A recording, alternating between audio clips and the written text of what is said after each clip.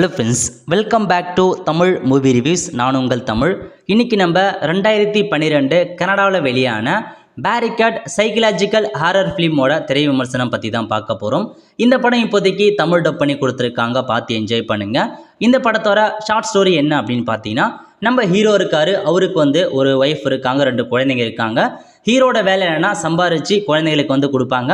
ஹீரோயினோட வேலை என்னென்னா குழந்தைங்களை பாதுகாத்துப்பாங்க, ஸோ சேவ் பண்ணி வைப்பாங்க. அந்த மாதிரி வேலை இருக்கிறாங்க.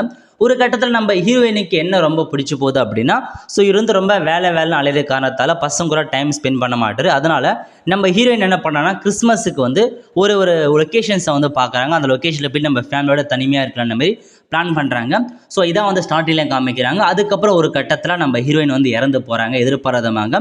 இறந்ததுக்கப்புறம் அவங்க ஆசையை நிறைவேற்றதுக்காக நம்ம ஹீரோ அவங்க 2 பசங்களும் சேர்ந்து அந்த பிளேஸுக்கு போகிறாங்க கிறிஸ்மஸ் கொண்டாடுறதுக்கு.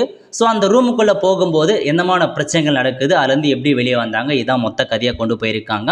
ஸோ கண்டிப்பாக இது பார்த்தா ஒரு சைக்கலாஜிக்கல் ஹாரர் ஃபிலிமாக தான் கொண்டு போயிருக்காங்க. இந்த படம் உங்களுக்கு பார்த்தா ஓரளவுக்கு புரியாமல் கூட இருக்கலாம், ஏன்னா அந்தளவுக்கு தான் கொண்டு போயிருக்காங்க. ஸோ அதாவது அந்த ஒய்ஃபோட ஆசையை நிறைவேற்றுறதுக்காக இப்போ பசங்களை கூப்பிட்டு அந்த பிளேஸுக்கு போகிறாங்க. அந்த பிளேஸ் பார்த்தா ஒரு மர்மமான முறையில் இருக்கும்.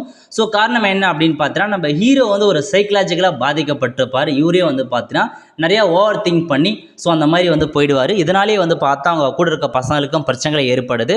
அதுலேருந்து எப்படி வெளியே வந்தார், அந்த ரூம்லேருந்து எப்படி வெளியே வந்தாங்க, இதான் கதையை கொண்டு போயிருக்காங்க. ஸோ இந்த கதை முழுக்க ஒரே ரூமில் தான் ஃபுல் அண்ட் ஃபுல் நடக்க போகுது. இது நம்ம ஸோ கதை லாஸ்ட்டாக தான் புரியும், நம்ம ஹீரோ தான் சைக்கோ மென்டல் போல அப்படின்ற மாதிரி உங்களுக்கே தோணும். சிறந்து பார்த்தா யாருமே சாகலாம் மாட்டாங்க, எந்த ரத்தம் அந்த சின்ன எதுவுமே கிடையாதுங்க.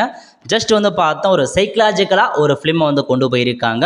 ஏன்னா ஒரு எக்ஸ்ட்ராவாக பார்த்தா டேப்லெட் எடுத்துப்பார், அதன் காரணமாக தான் இந்த ஒரு மூவியை கொண்டு போயிருக்காங்க.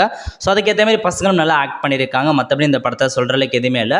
ஏன்னா 2012 எடுத்தாங்க, அப்போ இந்த படம் பெட்டராக இருந்திருக்கும். ஏன்னா அதுக்கப்புறம் நிறையா படம் வந்துருச்சு. ஸோ இப்போ பார்க்க சார் கண்டிப்பாக உங்களுக்கு பிடிக்காத மாதிரி தான் இருக்கும். இருந்தாலும் decent one time watchable movie தான், அந்தளவுக்கு தான் எடுத்திருக்காங்க.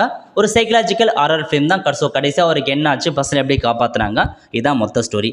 ஃப்ரெண்ட்ஸ், கண்டிப்பாக இந்த வீடியோ பிடிச்சி லைக் பண்ணுங்கள். அடுத்து ஒரு நல்ல மூவி அப்டேட் சந்திப்போம். நன்றி, வணக்கம்.